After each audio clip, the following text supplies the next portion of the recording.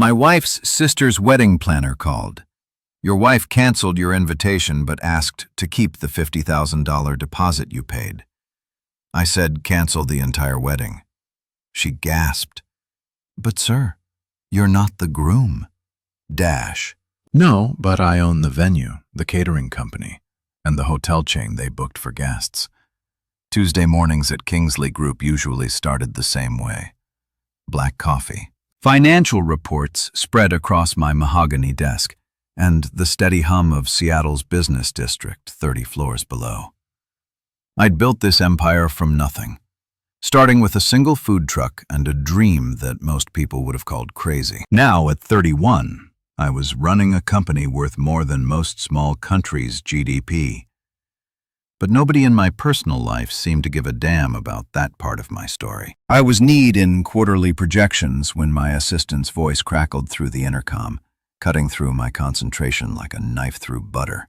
Mr. Harland, there's a call from Magnolia and Pine Wedding Planners online too. Her tone was professional, as always, but I caught that slight hesitation that meant she wasn't sure if this was worth my time. Honestly, I almost hit the decline button right then and there. Wedding planners weren't exactly my usual clientele, at least not directly. But then it hit me like a ton of bricks. Ava's wedding. My sister-in-law was getting hitched next month to some hotshot doctor named Trevor, and the whole family had been buzzing about it for months. More importantly, I'd quietly cut a check for $50,000 to help cover the costs because Brooke, my wife of 7 years, had come to me with tears in her eyes, talking about how her family was strapped for cash and couldn't afford the wedding Ava had always dreamed of. I'd written that check without thinking twice about it. No fanfare, no expectation of gratitude, no strings attached, just a quiet gesture from a guy who'd grown up with nothing and understood what it meant to want something beautiful for the people you love. Hell, I didn't even want them to know it came from me. I'd specifically asked the wedding planner to keep my contribution anonymous. Sometimes the best gifts are the ones nobody knows you gave. Put them through, I told my assistant, straightening my tie and settling back into my leather chair. The Seattle skyline stretched out before me through floor-to-ceiling windows, a concrete jungle I'd learned to navigate and eventually conquer. But family stuff, that was still uncharted territory, even after all these years. Grayson Harland speaking. I said into the phone using the same tone I'd use for any business call. Professional, direct, no nonsense. The voice on the other end was female, probably mid-30s, with that particular blend of nervousness and professionalism that told me this wasn't going to be a routine conversation. Mr. Harland, this is Islaw from Magnolia and Pine Wedding Planners. I'm calling about the Henderson Morrison wedding next month. She paused, and I could practically hear her choosing her words carefully. I'm afraid I have some rather uncomfortable news to share with you. My gut clenched. In my experience, when people started conversations with phrases like uncomfortable news, somebody was about to get screwed over, and it usually wasn't the person making the call. I'd heard those words plenty of times in business. Right before a partner tried to snake a deal or a competitor attempted a hostile takeover. But this was supposed to be about a wedding, for Christ's sake. Go ahead, I said, keeping my voice level. I'd learned a long time ago that showing emotion in these situations was like showing your cards in poker. It never ended well. Well, sir, your wife contacted us yesterday with some specific requests regarding the guest arrangements. Another pause, longer this time.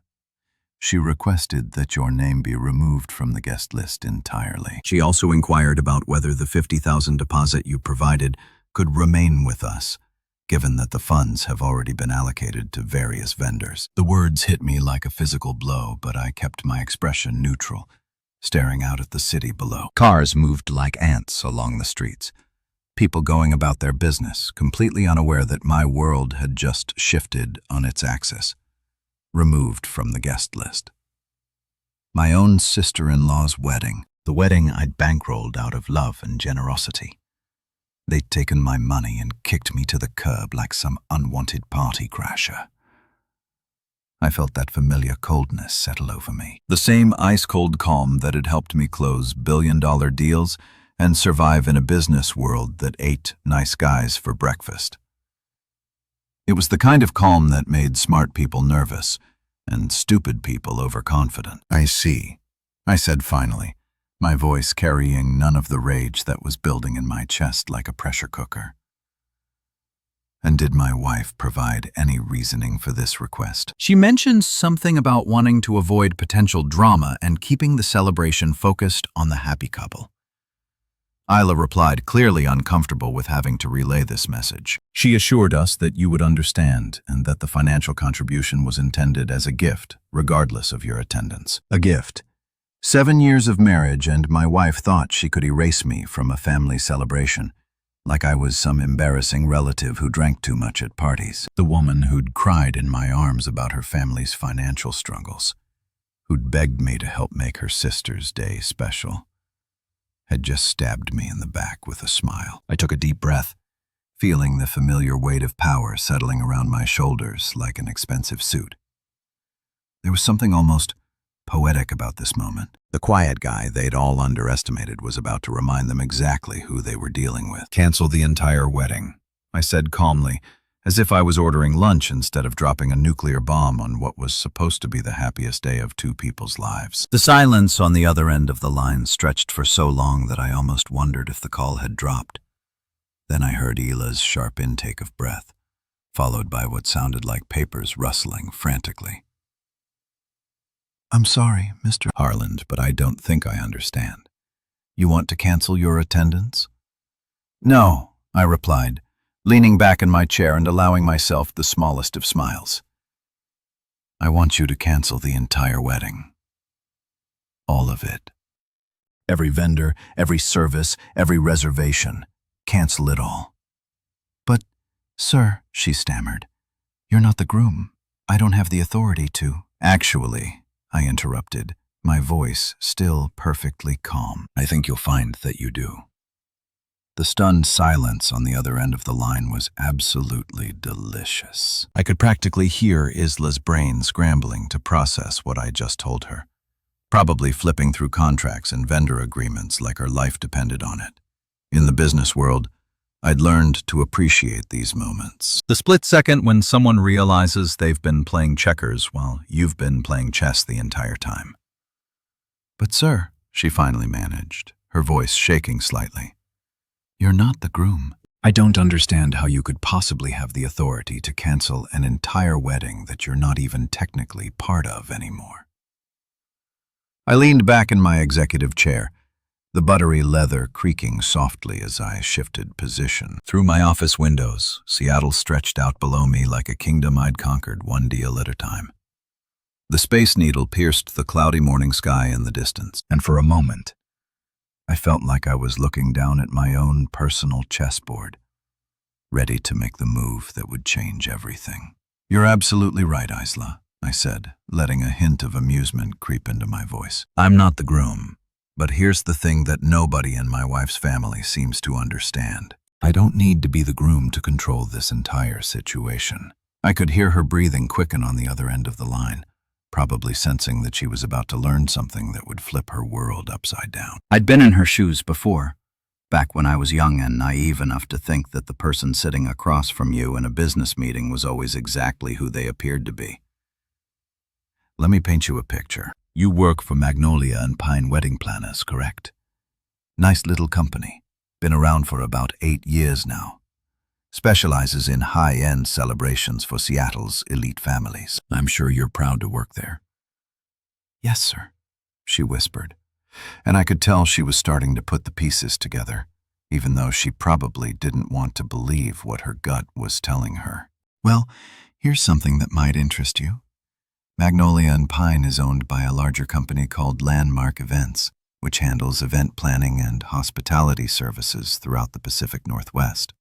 And Landmark Events, that falls under the umbrella of my holding company, Harland Ventures." I paused, letting that sink in before delivering the knockout punch. which means, technically speaking, you work for me. The gas that came through the phone was so sharp, I almost felt bad for her. Almost. But then I remembered my wife's smug text about keeping my $50,000 and calling my legitimate hurt feelings drama. And any sympathy I might have felt evaporated like morning mist. Oh my God, she breathed, and I could hear papers rustling frantically in the background. She was probably pulling up corporate documents, trying to verify what I just told her, hoping against hope that I was bluffing or mistaken. But wait, there's more. I continued channeling my inner infomercial host. The venue where this wedding is supposed to take place, Willow Crest Estate, that gorgeous property with the gardens and the lakefront view that Ava's been gushing about for months. Yeah, that's mine too. I bought it 3 years ago through a subsidiary called Pacific Properties. Beautiful place, isn't it? I particularly love what we've done with the rose garden. Silence. Complete, total silence. I imagined Isla sitting at her desk, probably staring at her computer screen in horror, as she realized the full scope of what she was dealing with. In the background, I could hear the faint sounds of her office. Phones ringing, keyboards clicking, the normal soundtrack of people going about their business, completely unaware that their colleague was having her entire understanding of reality rearranged. And since we're on the topic, I continued feeling like a magician revealing the secret behind an impossible trick. Let's talk about Crown Fork Catering. You know, the company that's supposed to be handling the reception dinner, the one with the award-winning chef and the 5-star reputation. I own that, too. Bought them out 2 years ago when they were struggling with debt. Turned them into one of the most sought-after catering companies on the West Coast. I stood up and walked over to my window, looking down at the city that had taught me everything I knew about power, money, and the importance of keeping your cards close to your chest. Down there, millions of people were going about their daily lives, most of them completely unaware that the quiet guy they might pass on the street controlled a significant chunk of their city's hospitality industry. Oh, and Grandin Hotels, I added, almost as an afterthought. That's the chain where all 120 wedding guests have their reservations, right? The beautiful historic property downtown with the marble lobby and the panoramic city views. Guess what? That's part of my portfolio too. I acquired the entire chain last year when they were expanding into the Pacific Northwest market. The sound that came through the phone wasn't quite a sob, but it wasn't far off. I just systematically dismantled this woman's understanding of the situation, revealing that every single vendor, every venue, every service provider connected to this wedding ultimately answered to me. So you see, Isla, I said, my voice returning to that calm, professional tone that had served me so well in boardrooms and negotiation tables. While I may not be the groom, I am quite literally the foundation that this entire celebration is built on. Every contract traces back to me. Every service provider works for companies I own. Every reservation was made at properties I control. I could hear her breathing heavily now, probably trying to figure out how to handle a situation that wasn't covered in any wedding planning manual. Send cancellation notices to all vendors immediately. I instructed my voice, now carrying the unmistakable authority of a man who was used to being obeyed without question. Refund any deposits that the guests paid directly, and bill my wife's family for the remaining balance of all services, minus the $50,000 I'm keeping as a cancellation fee for their disrespect. Mr. Harland, she whispered, are you sure about this? I smiled, though she couldn't see it. I've never been more sure of anything in my life. After I hung up with Isla, I sat back in my chair and let out a long breath I didn't even realize I'd been holding. The irony of the situation wasn't lost on me. Here I was, a guy worth more than $2.5 billion, and my own wife's family had spent the last 7 years treating me like I was some kind of charity case who'd lucked into marrying above his station. The thing is, I'd never told Brooke or her family who I really was. Not completely. Anyway, when people asked what I did for a living, I'd just say I ran a small business and leave it at that. It wasn't exactly a lie. Kingsley Group had started small, just me and a beat-up food truck I'd bought with my last $2,000 after dropping out of law school. But somewhere along the way, that little business had grown into something that would make most Fortune 500 CEOs weep with envy. I'd never felt the need to brag about it. You know, money talks, but wealth whispers. And I'd always preferred the whisper approach. Maybe it was because I'd grown up dirt poor in a trailer park outside Tacoma, watching my mom work 3 jobs just to keep the lights on. When you've been hungry, really hungry, not just I skipped lunch hungry, you learned that flashy displays of wealth are usually just insecurity wearing a designer suit. But Brooks' family, they'd never learned that lesson.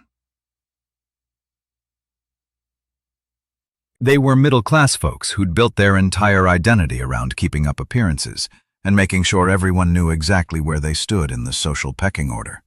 And in their minds, I was definitely at the bottom of that order. Take Trevor, for instance, Ava's fiancé and the golden boy of the family. Dr. Trevor Morrison, with his perfectly styled hair, his BMW, and his habit of mentioning his medical degree in casual conversation like it was some kind of magic spell that made everyone automatically respect him.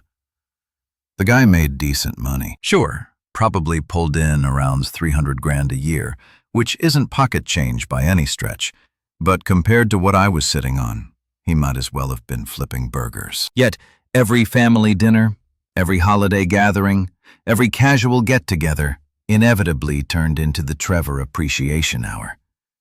Did you hear Trevor just bought a new house? Trevor's getting promoted to chief of cardiology. Trevor's so stable and successful. Ava is so lucky.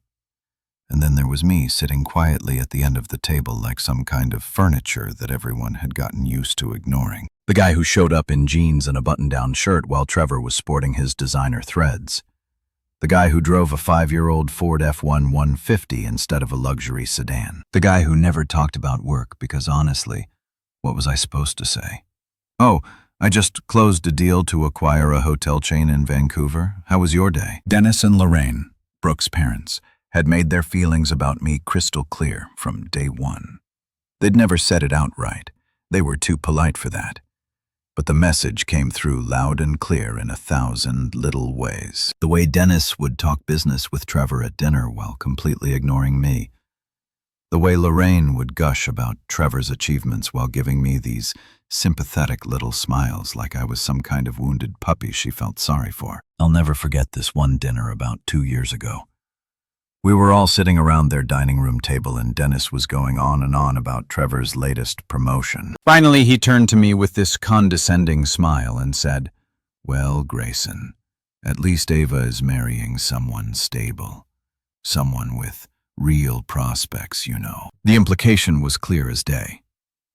Unlike you, the guy who married our other daughter and clearly peaked in high school. I just nodded and said something non-committal about Trevor being a good guy, which he actually was, despite his family's annoying habit of treating him like the second coming of Jesus Christ. But that comment had stuck with me, eating away at my gut like acid. At least Ava's marrying someone stable, as if I was some kind of deadbeat who couldn't provide for his wife.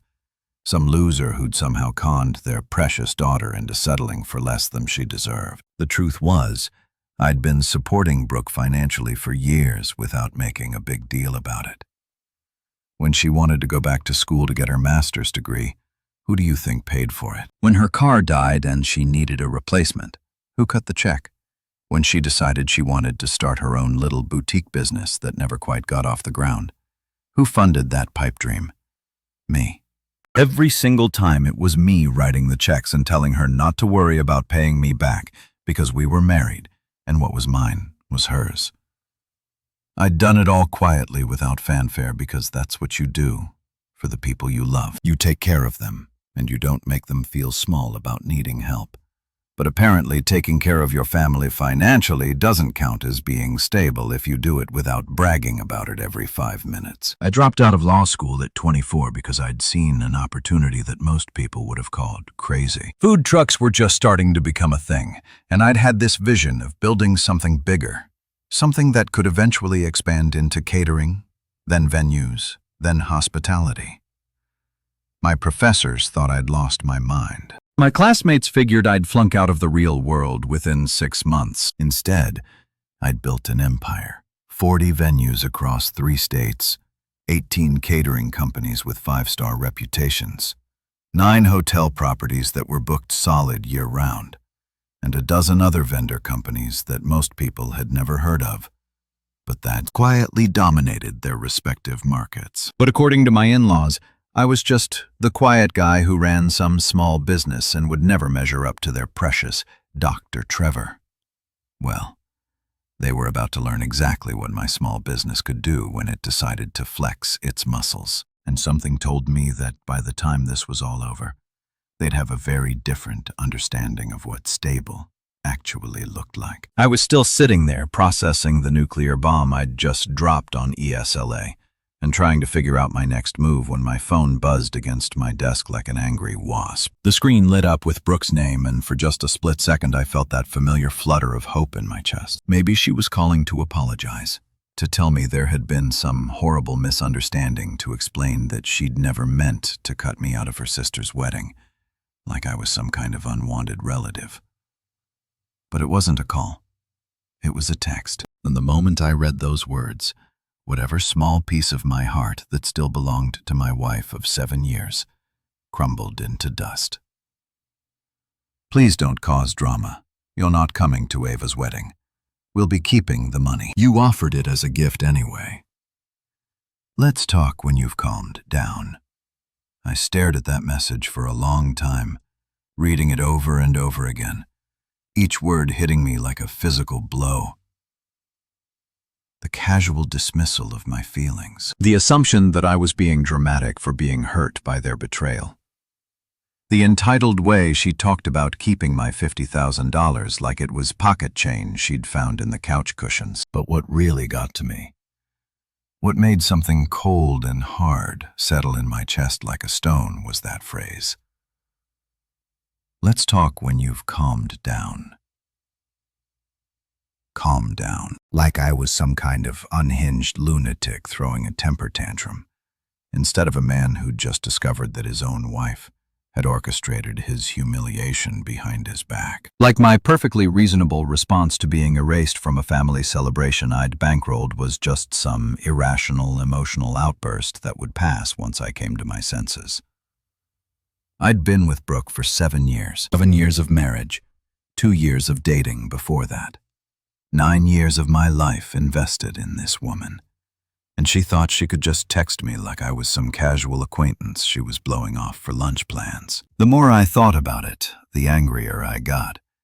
Not the hot, explosive kind of anger that makes you punch walls and say things you'll regret later. No.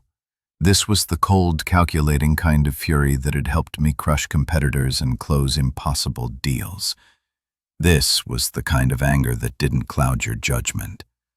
It sharpened it like a blade. Because here's what really hit me like a freight train.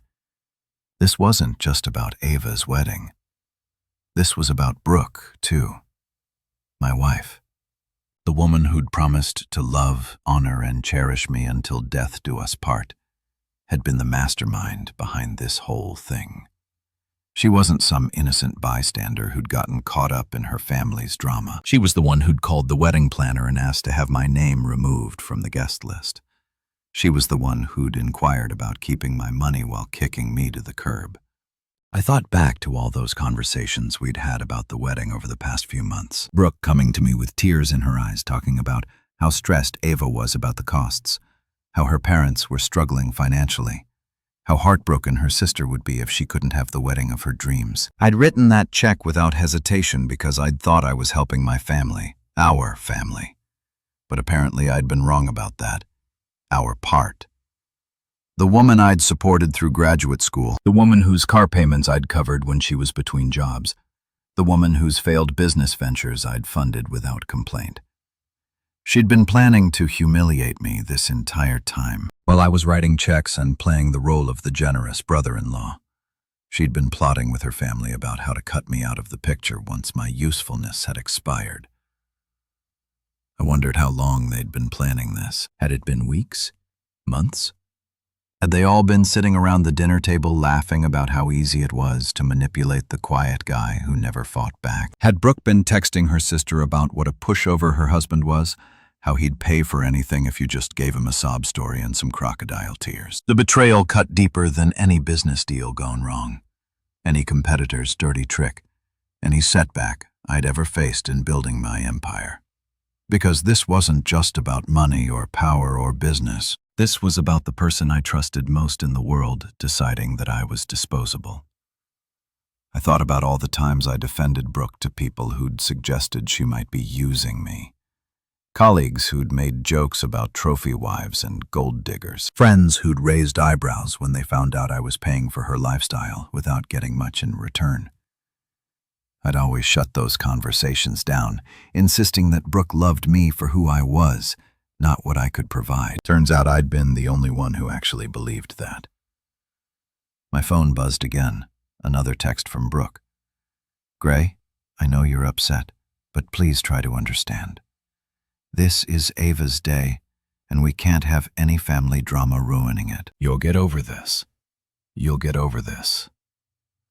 Like, being erased from my own family was just some minor inconvenience I'd eventually forget about. Like 7 years of marriage meant so little to her that she could just wave her hand and expect me to accept being treated like garbage. I deleted both messages without responding. There was nothing to say to her right now. Nothing that wouldn't make things worse than they already were. Besides, I had a feeling that very soon Brooke was going to understand exactly what kind of drama her family had just invited into their lives. And somehow, I doubted she was going to get over it nearly as easily as she expected me to. I didn't have to wait long to see the results of my handiwork. In the business world, I'd learned that information travels at the speed of panic and wedding cancellations. They spread through family networks faster than wildfire through dry brush. I was nursing my third cup of coffee and pretending to review some acquisition reports when my phone started ringing off the hook. The first call came exactly 45 minutes after I'd hung up with Isla. The caller ID showed Dennis Whitmore, my father-in-law, the man who'd spent the better part of 7 years treating me like I was some kind of charity case his daughter had dragged home out of misplaced sympathy. I let it ring 3 times before picking up just to let him sweat a little. Grayson. His voice was tight with barely controlled panic, and I could hear Lorraine yelling something in the background that sounded like a wounded animal. What the hell is going on? Why is Ava's wedding candled? The planner just called and said, all the vendors are backing out. I leaned back in my chair, watching a seagull perch on the ledge outside my office window. Even from 30 floors up, that bird looked more dignified than the man currently hyperventilating into my ear. "Because you uninvited me, Dennis," I said calmly, like I was explaining basic math to a kindergartner. "And as it turns out, I own everything you booked for this little celebration." The silence that followed was so complete, I could hear the clock ticking on my office wall. Then Dennis made this choking sound like someone had just punched him in the solar plexus.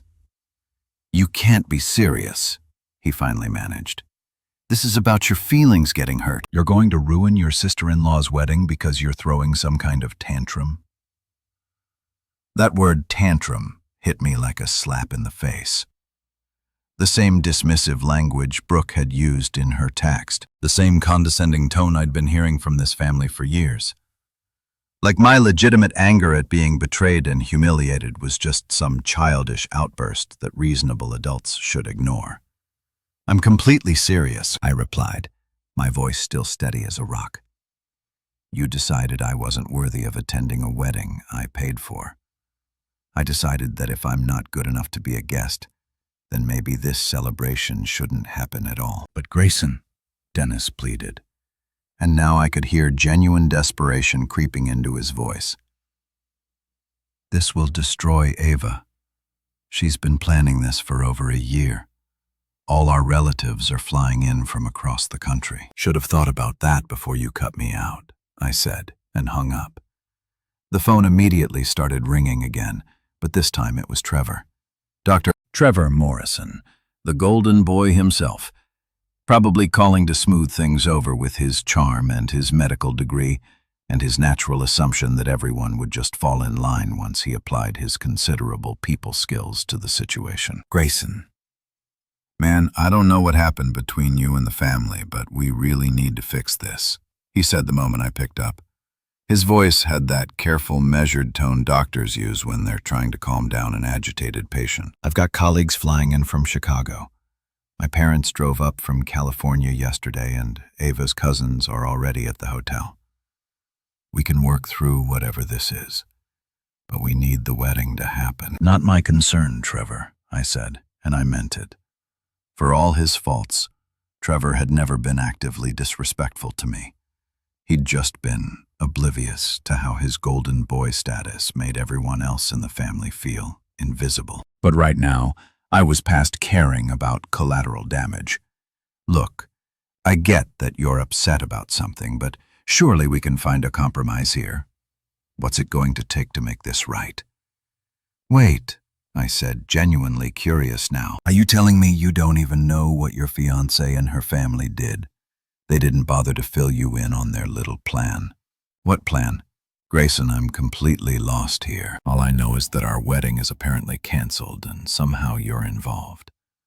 Despite everything, I almost felt sorry for the guy. Here he was, thinking he was marrying into a normal family with normal problems, completely unaware that his future in-laws had just declared war on the man who'd been quietly bankrolling their lifestyle for years. Ask your fiancée, I said. Ask her to explain why I got uninvited from a wedding I paid 50 grand for. Ask her why her family thought it was a good idea to keep my money while kicking me to the curb. Another pause. Longer this time. When Trevor spoke again, his voice had changed. Less doctor-patient calm, more genuine confusion and growing concern. You paid for the wedding, but I thought Ava said her parents were handling most of the costs. No, that was me. $50,000 paid quietly because I thought I was helping family. Turns out, I was just being played for a sucker. Jesus Christ, Trevor breathed. I had no idea, Grayson. If this is true, then what they did is completely inexcusable. But please, man, Ava doesn't deserve to pay for her family's stupidity. She's been dreaming about this day since she was a little girl. Then maybe she should have married into a family that knows how to treat people with basic human decency. I replied, wait, hold on. Are you seriously telling me that you actually own all the vendors? The venue, the catering, all of it? Check the contracts, Trevor. They all trace back to companies I own. Your beautiful wedding venue, mine. The 5-star catering you've been bragging about, mine. The hotel where all your guests are staying, also mine. The silence stretched so long I thought the call might have dropped. Then Trevor let out a long, shaky breath. Holy Grayson, you're not just some guy who runs a small business, are you? Not even close, I said, and for the first time all day, I allowed myself to smile. The calls kept coming like waves crashing against a seawall, each one more desperate than the last. I turned my phone to silent, but I could see it lighting up every few minutes with different numbers. Dennis calling back, Lorraine sobbing into voicemails, Ava's number flashing repeatedly like a distress signal. But it was Isla who called back first, her voice now carrying the kind of professional panic that told me she'd spent the last hour making phone calls that had systematically destroyed her faith in the wedding industry. Mr. Harland, she said, and I could hear the exhaustion in her voice. I've been making calls for the past 2 hours, and I'm afraid I have some rather devastating news for the Henderson-Morrison families. I leaned back in my chair, watching the afternoon sunlight filter through my office windows. Down below, Seattle was going about its business, completely unaware that somewhere in the city, 2 families were learning a very expensive lesson about burning bridges with the wrong person. Let me guess, I said, not bothering to hide my amusement. You can't find replacement vendors for their date. It's worse than that, sir. There's literally nothing available, in the entire Pacific Northwest region for their wedding date. I've called every venue within a 300-meter radius, every catering company, every florist, every photographer. The few places that even have availability are either completely inappropriate for a wedding of this scale, or she paused, and I could hear papers rustling. Well, they're also owned by companies that trace back to your holdings. That made me laugh. Actually, laugh out loud. In all my years of building Kingsley Group, I'd never quite realized just how much of the regional hospitality market I'd managed to corner. It hadn't been intentional, just good business sense. When you see a profitable company in your industry struggling with debt or management issues, you buy it. When you find a property with potential that the current owners are mismanaging, you acquire it. Do that consistently for 15 years, and apparently you end up owning most of the wedding infrastructure in 3 states. What about out of state?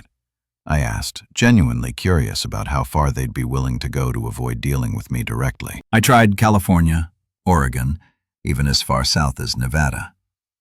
The problem is the timeline. We're talking about a wedding that's supposed to happen in 3 weeks. Most quality venues are booked a year in advance, and the ones that do have last-minute availability are. She trailed off diplomatically. Or what? Isla Don't Spare My Feelings are not the kind of places where Dr. or Morrison's colleagues would expect to attend a wedding, she said carefully. We're talking about VFW halls, community centers, maybe a few restaurants that could clear out their dining rooms. Nothing that would accommodate 120 guests with the level of service and elegance that was originally planned. I could picture it now.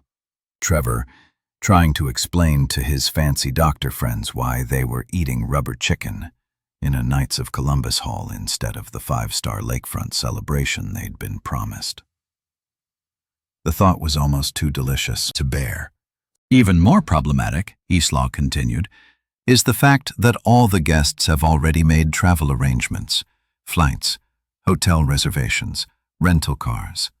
Most of these people took time off work, arranged childcare, spent money they can't get back. If we relocate the wedding to a different state or even a different city, we're essentially asking them to start over with their travel plans. And how are the families taking this news? I asked, though I had a pretty good idea based on the 17 missed calls on my phone. Not well, she said with what might have been the understatement of the year. Mrs. Whitmore has been crying for the past hour. Ava locked herself in her room and won't come out.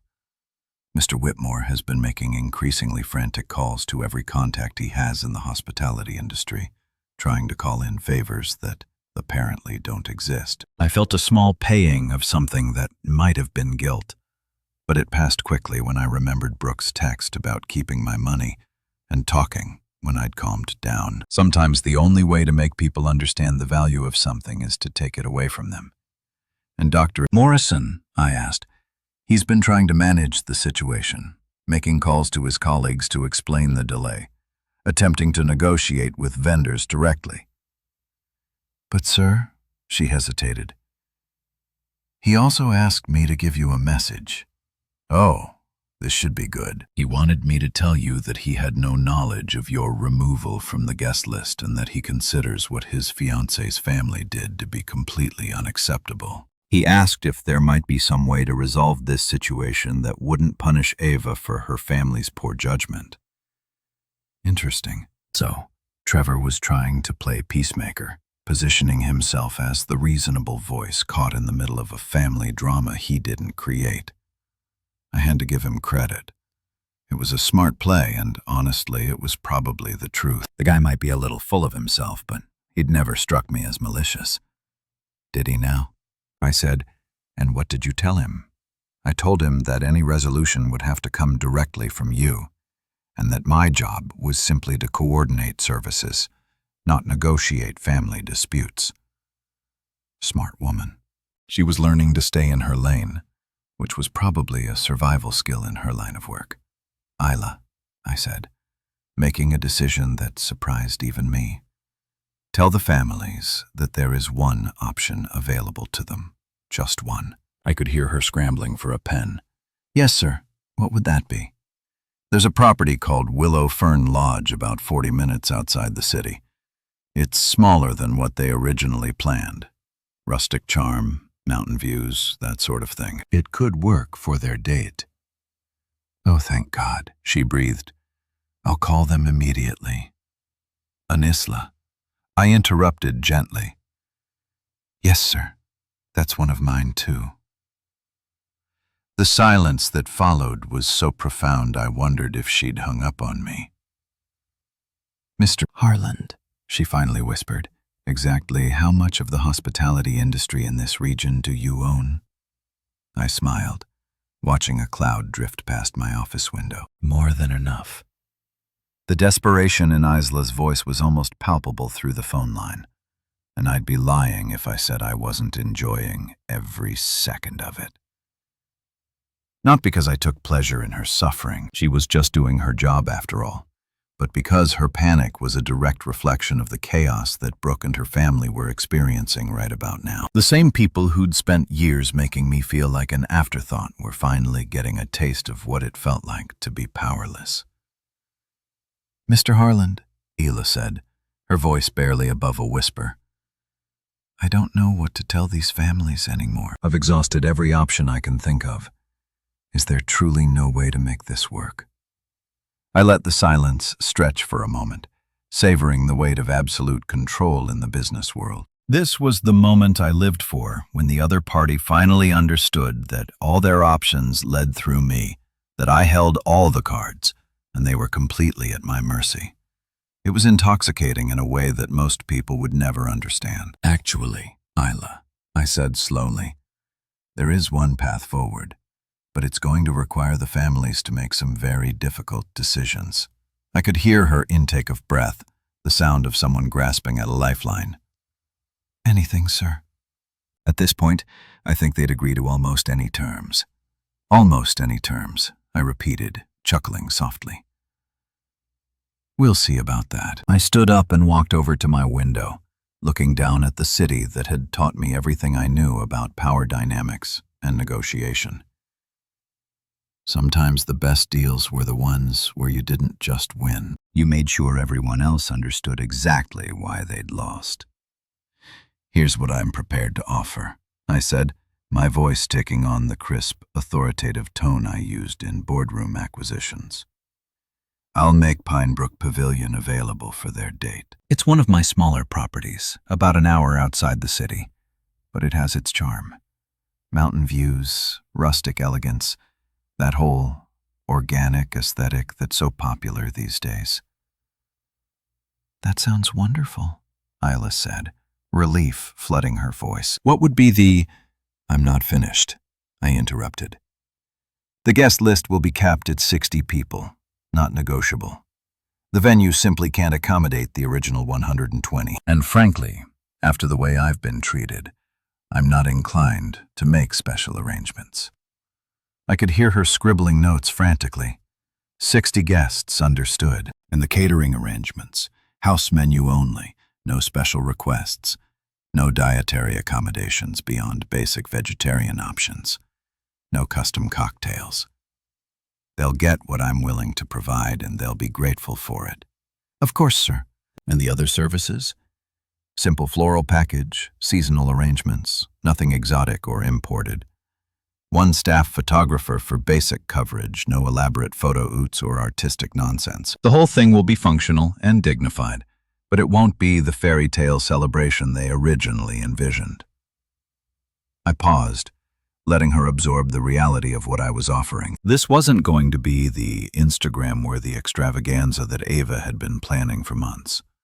This was going to be a nice, modest wedding that would serve as a constant reminder of what happens when you bite the hand that feeds you. And the price? Isla asked, though something in her tone suggested she already suspected this was where the other shoe would drop. $180,000, I said calmly, as if I was discussing the weather instead of demanding 4 times what the original wedding had cost. Payable in full in advance before any services are rendered. The silence that followed was so complete I could hear my own heartbeat. When Isla finally spoke, her voice was barely a whisper. "Sir, that's 4 times what the original wedding cost, even accounting for the last-minute arrangements and a premium for short notice. That seems excessive," I suggested. Unreasonable, maybe even vindictive. "I wasn't going to say vindictive," she said quickly. "But you were thinking it," I replied. "And you know what? You're absolutely right. It is vindictive. It's also the price of burning bridges with the man who was holding them up in the first place." I could hear voices in the background, probably the families gathered around Isla's desk, hanging on every word of our conversation like their lives depended on it. Which in a way they did. "But that's not all," I continued, savoring the moment like a fine wine. "The price is contingent on 2 additional conditions that are completely non-negotiable." "What conditions?" Isla asked, though she sounded like someone asking about the terms of their own execution. "First, my invitation to the wedding must be reinstated. Not grudgingly, not as an afterthought, but with a formal written apology from Brooke and her parents acknowledging that their treatment of me was unacceptable. And the second condition," I smiled even though she couldn't see it, "the apology has to be read aloud during the reception in front of all 60 guests, so everyone understands exactly why this wedding nearly didn't happen." The gasp that came through the phone was audible even over the background chaos. Someone, probably Lorraine, let out what sounded like a wounded animal cry. "Mr. Harland," Isla said carefully, "I understand that you're hurt and angry, but asking them to publicly humiliate themselves at their daughter's wedding seems like exactly the kind of public humiliation they were planning to put me through." I finished. "The only difference is that now they understand what it feels like to be on the receiving end." I walked back to my desk and sat down, feeling more in control than I had in years. "Those are my terms, Isla. $180,000, a formal written apology, and a public acknowledgement of their mistakes. They have 24 hours to decide. After that, the offer expires, and they can explain to their relatives why there's no wedding at all. And if they refuse, then Ava can get married at the courthouse like millions of other people do every year.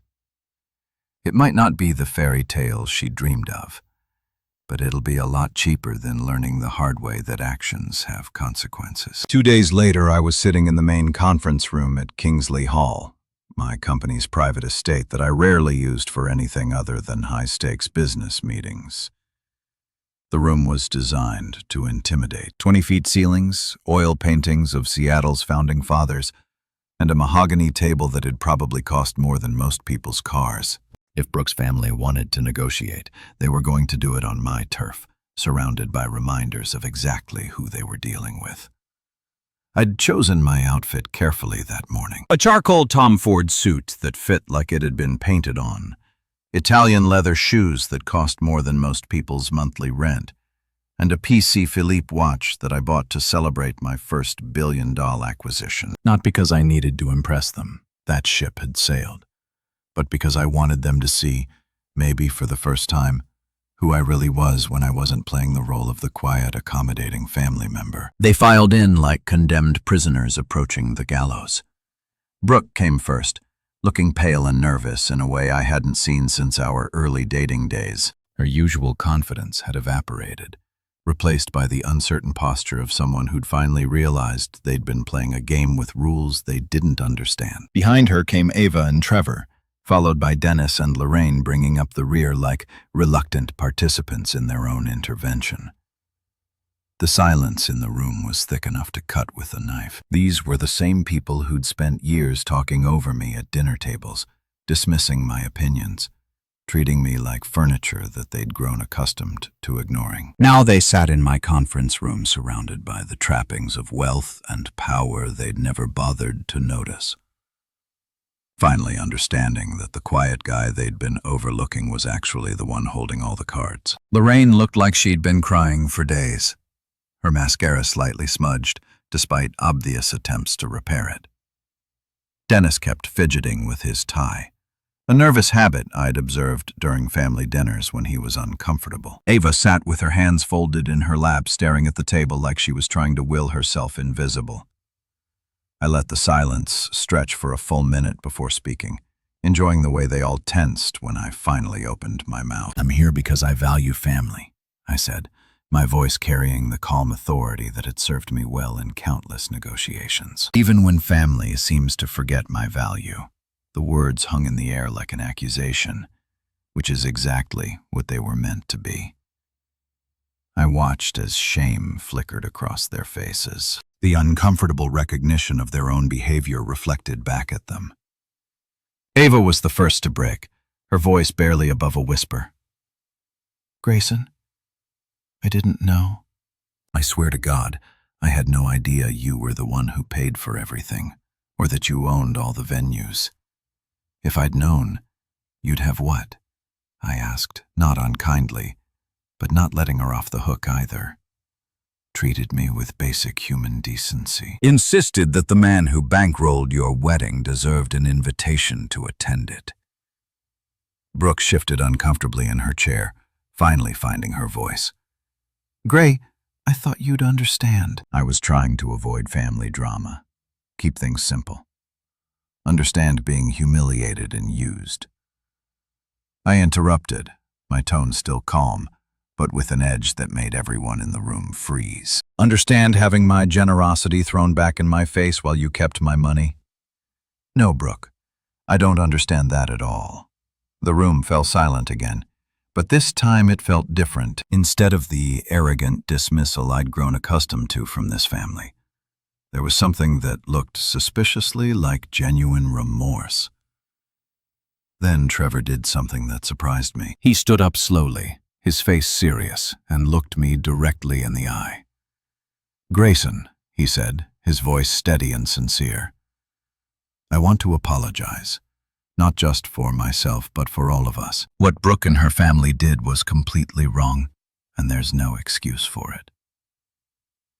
He paused, running a hand through his perfectly styled hair.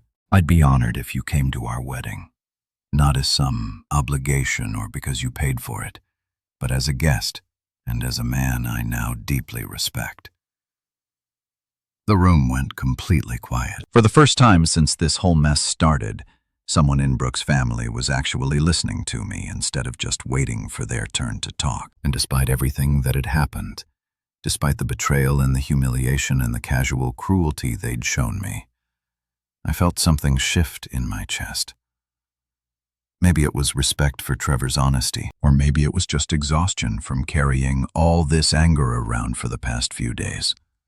For the first time in years, they were actually treating me like I mattered. They accepted my offer, all of it.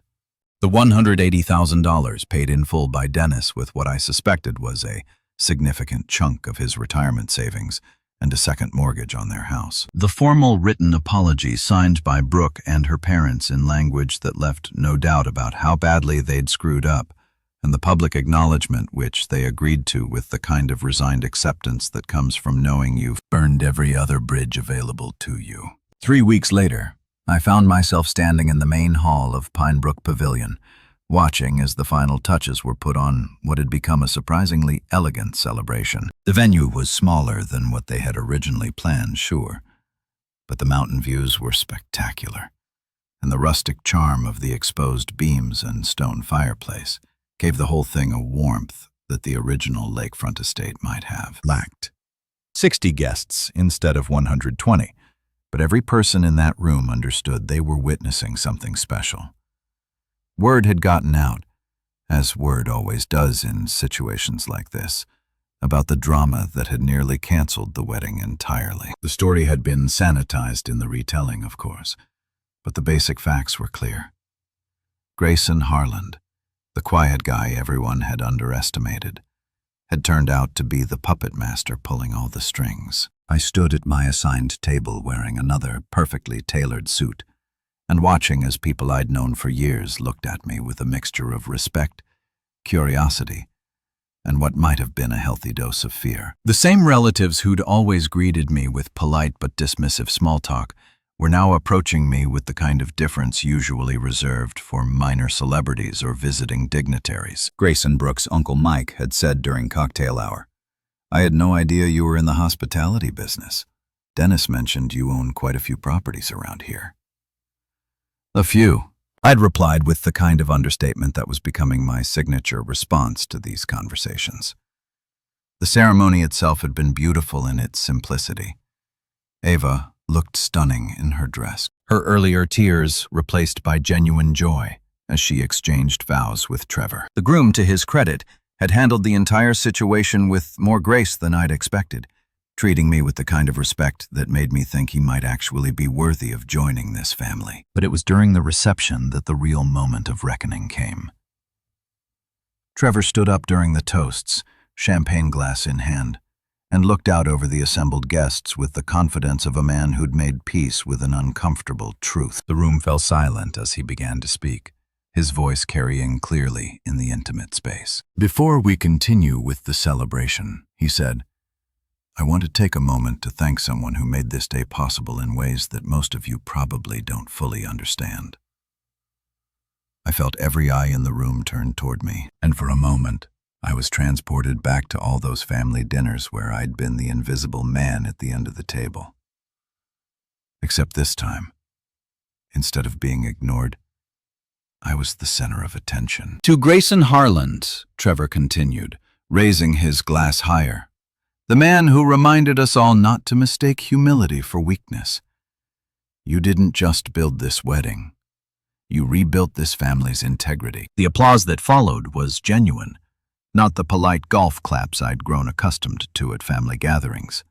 Even Lorraine, who'd barely been able to look at me during the ceremony, wiped away a tear as she joined in. Ava stood up from the head table, her eyes bright with emotion. "Grayson," she said, her voice carrying across the room, "I owe you an apology that I should have given you years ago. You've been nothing but generous and kind to our family, and we repaid that kindness with disrespect and betrayal. I'm sorry and I'm grateful, not just for what you did to save my wedding, but for the lesson you taught us about treating people with the respect they deserve." The room erupted in applause again, but this time it felt different. This wasn't just polite acknowledgement. This was recognition. For the first time in 7 years of being part of this family, they were actually seeing me for who I was, instead of who they assumed I must be. Brooke had remained silent throughout the toasts, but as the evening wore on, I caught her watching me from across the room with an expression I couldn't quite read. When the dancing started and people began to mingle, she finally approached me, a glass of wine in her hand and something that looked like genuine remorse in her eyes. "I didn't know you were this powerful," she whispered, standing close enough that I could smell her perfume, the same scent she'd worn on our first date 9 years ago.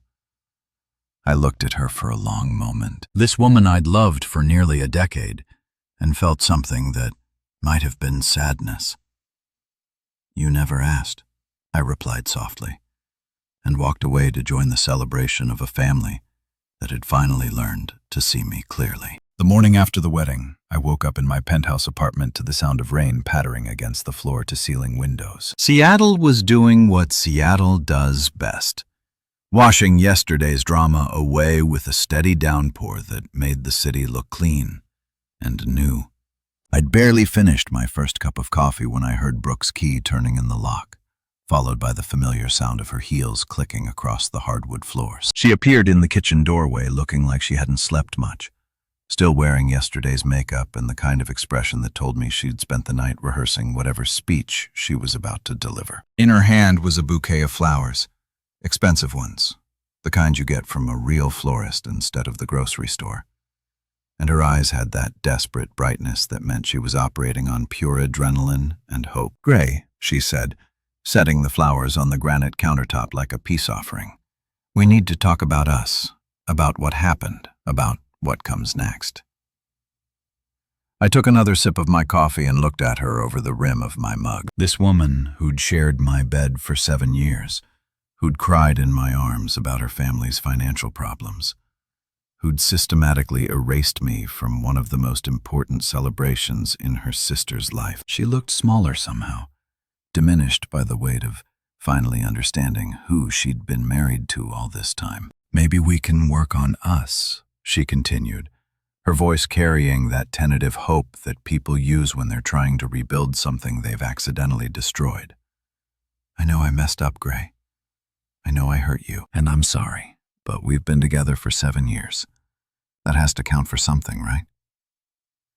I set my coffee mug down on the marble counter, the small clink echoing in the sudden silence. Behind her, through the kitchen window, I could see my Tesla Model S Plaid parked in the building's private garage, the luggage already loaded in the back. I'd packed it the night before while she was still at the wedding reception, probably networking with the same people who'd spent years treating me like furniture. "Brooke," I said quietly, "you weren't just silent during the betrayal. You planned it." The words hit her like a physical blow, and I watched as her face crumpled with the realization that there was no walking back from what she'd done. She'd orchestrated my humiliation, coordinated with her family to cut me out of a celebration I'd bankrolled, and then had the audacity to text me about keeping my money and talking when I'd calmed down. But Gray, I was trying to avoid drama. "By creating drama," I interrupted, standing up from the kitchen island. "By lying to me, manipulating me, and treating me like a checkbook with legs instead of like your husband." I walked past her toward the hallway where my overnight bag was already waiting by the door.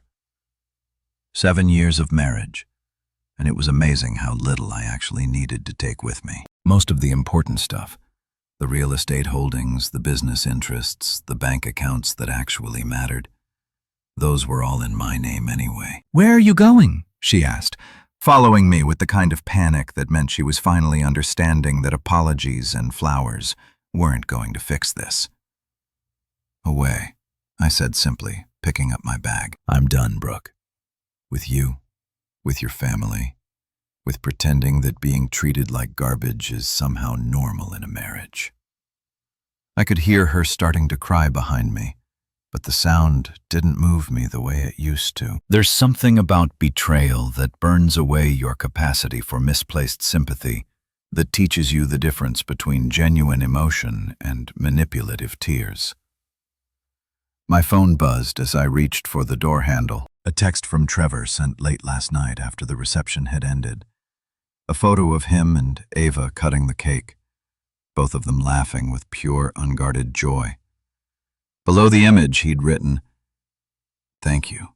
You were the ray, all foundation of this celebration." I smiled and typed back, "Remember that. Never bite the hand that builds your world." His response came immediately. "Lesson learned. Travel safe, and thank you for teaching us what real strength looks like."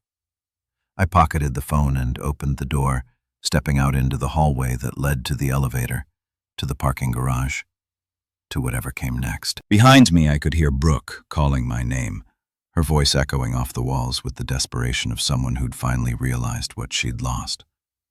But I didn't look back. I'd spent 7 years looking back, making excuses, accepting scraps of respect from people who should have treasured what I brought to their lives. Now I was looking forward toward a horizon that didn't include people who mistook kindness for weakness. The elevator doors closed with a soft whisper, carrying me down toward ground level and a new beginning. Not as the uninvited husband, not as the family ATM, not as the quiet guy who could be safely ignored, but as the man who'd reminded them all that silent doesn't mean weak. Silent means watching, and when silent men finally move, the ground shakes beneath everyone who underestimated them.